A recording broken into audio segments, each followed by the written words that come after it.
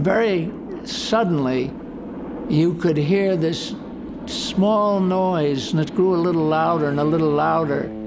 And suddenly, this small plane caught in a shaft of light from the ground at Le Bourget came into view of all these people. People were incredulous.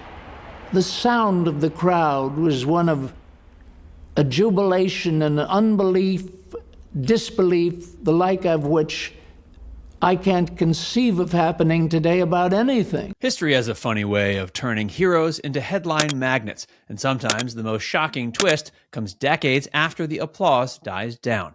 Charles Lindbergh built a legend in the sky with his 1927 solo flight across the Atlantic, then watched his private life get dragged into the glare after the 1932 kidnapping and murder of his baby son. For years, the public version of his story felt set in stone. A famous marriage to Anne Morrow Lindbergh, a life shaped by fame, and a family that guarded its privacy. But behind the locked doors and careful travel schedules was a second life built on an assumed name, private letters, and children who knew him as something else entirely. When DNA testing entered the picture, the secret stopped being a rumor and became a confirmed family truth. Today, we're going to dig into how DNA tests confirmed Charles Lindbergh's secret family and how the evidence points to 7 kids he kept hidden. Tragedy and travel cover. The kidnapping of little Charles A. Lindbergh, Jr. was a tragedy not only to Colonel and Mrs. Lindbergh, but to the nation. After World War II, Lindbergh stayed active in aviation circles as a consultant, including work connected to the U.S. Air Force and Pan American World Airways. That kept him moving, and it also meant he could spend stretches of time in Europe without raising the kind of questions a more predictable routine might have triggered.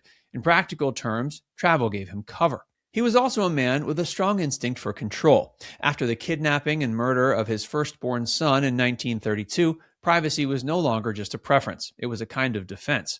Even when the family tried to live normally, they were never far from headlines and unwanted attention. And that experience shaped how Lindbergh handled personal information for the rest of his life.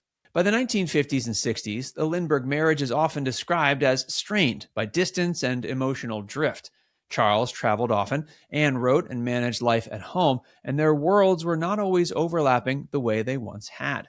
That doesn't automatically lead to secret families, but it does help explain how a double life could be built in pieces. What matters for the story is that Lindbergh had opportunity, he had experience managing secrecy, and he had the kind of fame that made secrecy feel necessary. Put those together and you have the conditions for something hidden to stay hidden for a long time. Careu Kent. He had 3 other relationships in Europe and 7 children.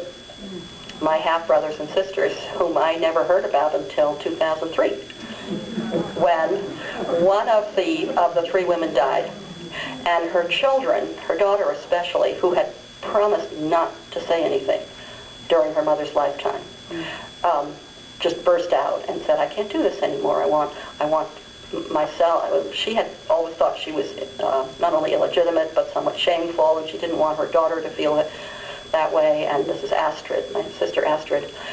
So she got her 2 brothers to have a press conference and talk about this and say, "This is who we are. You know, we're sorry if it hurt somebody, but this is who we are, and when we're not ashamed of it," and so forth. And of course, my brothers and I went, "Whoa!" You know, we thought they must be just crazy or lying, and they weren't. What you just heard was Lindbergh's daughter, Reeve, describing the moment her family realized the rumors that had floated around for decades weren't tall tales, but a real hidden part of their father's life. It's a jaw-dropping reveal, but it didn't come out of nowhere. To understand how anyone could keep something like this quiet for so long, you have to start with where it began and how carefully it was managed. In 1957, Lindbergh met Brigitte Hesheimer, a hat maker living in Munich. The relationship continued for years and remained secret even from Lindbergh's children in the U.S. To keep that secrecy intact, he did not show up as Charles Lindbergh. When he visited Brigitte and their children, he used the name Careu Kent, and the children were told he was Mr. Kent. The visits were limited, often described as only 2 or 3 times a year, which created a strange rhythm. A father who arrived with warmth and attention, then vanished into the adult world with no explanation. The children in this branch of the story are Dirk, Astrid, and David. They later said they only learned the identity of the man they knew as Careu Kent after Lindbergh died in 1974. In official records, the father was often listed as unknown, even as the family understood that Careu Kent was not a random visitor. One of the most striking details is how physical proof survived where public proof did not. Brigitte kept a large collection of affectionate letters from Lindbergh, and those letters became a major reason the story could be told with confidence instead of guesswork. When the children eventually spoke publicly, the letters helped to show this was not a brief fling. It was a long-running relationship built on planning and silence. DNA revelations. And we knew this for sure. One, because one of my nephews, just on his own, went to Europe to meet them. He was very interested. He went to meet them, and he did a DNA test. And there you go. But also, we found out that my father had left the trust fund, sums of money in 3 chunks for these families, and that there was no question in my mind, because that's what he would do. He would provide. In 2003, Brigitte's 3 children broke their silence and went public. They did not present the story as a tabloid stunt or an attempt to grab headlines. They presented it as a family reality they wanted verified clearly and permanently before they told their mother's story in full. This is where DNA testing changed everything. Reported testing compared the siblings' DNA to a sample connected to Lindbergh's American family, and the results were described as a probability above 99% that Lindbergh was their father. That kind of number doesn't end every argument, but it dramatically narrows the room for denial. They also described how they pieced things together after Lindbergh's death, including the realization that Careu Kent was not just a private man who liked his space, but a public figure who had been carefully hidden in plain sight. For a child, seeing a familiar face in a magazine and realizing you recognize a stranger is one thing. Realizing that stranger is your father and that the rest of the world knows his name is something else entirely. Once the DNA confirmation was reported, the conversation shifted from, is this true, to how did this stay secret? That shift is important because it explains why the story grew quickly after 2003. People who were skeptical at first suddenly had to accept the foundation, and they started looking at what else might be attached to it. The 7. The day Lindbergh died, one of these German women gathered her 3 children and said, tomorrow, you are going to see on the front page of the newspaper a picture of a man named Charles Lindbergh, famous hero who flew the Atlantic. And he is going to look familiar to you because that is the man, Mr. Kent, who comes and stays with us. Oh, and by the way, he's your father. After the DNA confirmation involving Brigitte's 3 children, further reporting and family accounts described 2 additional long-term relationships. One was with Brigitte's sister, Marietta, and another was with a woman named Valeska, described as Lindbergh's translator and private secretary.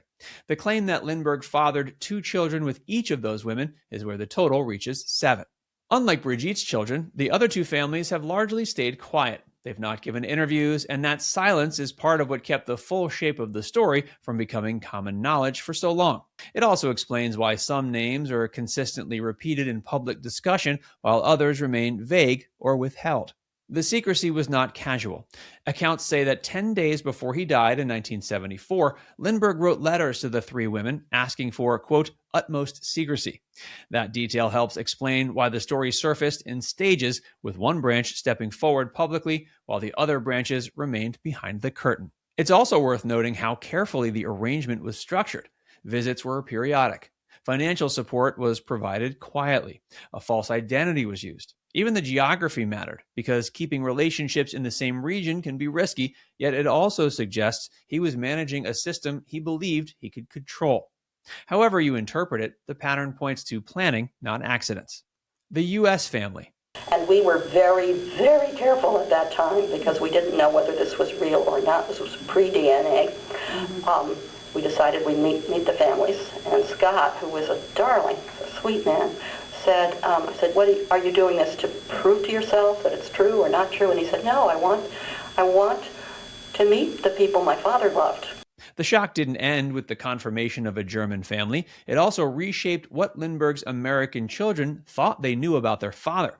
They grew up with a famous last name, a famous tragedy, and a sense that public life was something to be guarded against. Then they learned there were siblings they had never been told existed. Reeve Lindbergh, the youngest of Charles and Anne's children, later wrote about what this kind of secrecy does to the people left behind.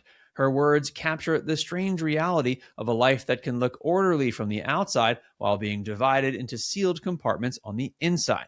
Quote, I have the feeling that he was the only person involved with all these families who knew the full truth. And I keep thinking that by the time he died in 1974, my father had made his life so complicated that he had to keep each part separate from the other parts. I don't know why he lived this way, and I don't think I ever will know. But what it means to me is that every intimate human connection my father had during his later years was fractured by secrecy. In the years after the truth surfaced, the families began the slow process of acknowledging each other. That doesn't mean instant closeness, though. Decades of separation don't disappear because two people share a last name or a resemblance. Even introductions can feel awkward when the story behind them has been hidden for most of a lifetime. And that's part of what makes the Lindbergh case so unusual. The public knew him as a symbol of courage, fame, and controversy and tragedy. Meanwhile, in a different country, a different set of children knew him as a man with a different name who arrived occasionally, spoke English, and then left, carrying the biggest detail of all with him every time he walked out the door. Now it's time to hear from you. When you look at Lindbergh's public image, and then you add the DNA-confirmed German family and the reports that the full secret included 7 children, do you think he was protecting others, protecting himself, or trying to do both at once? Let us know in the comments section below.